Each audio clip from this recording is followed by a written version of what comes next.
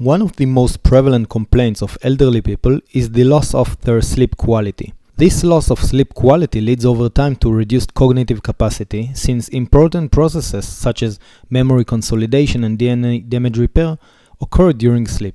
A group of researchers now report in the scientific journal Science that in an animal model, aging correlated with enhanced spontaneous activity in the neurons that are located in wake-promoting brain areas during sleep. Hypocretin-expressing neurons, which typically should not be active during sleep, were more active during sleep in older animals, raising the chances of brief arousals and thus causing sleep to be more fragmented.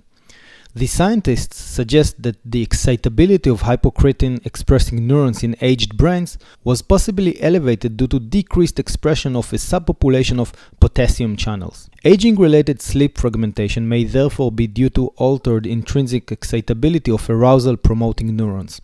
It is still unknown, however, why these changes occur or whether they can be reversed using pharmacological drugs.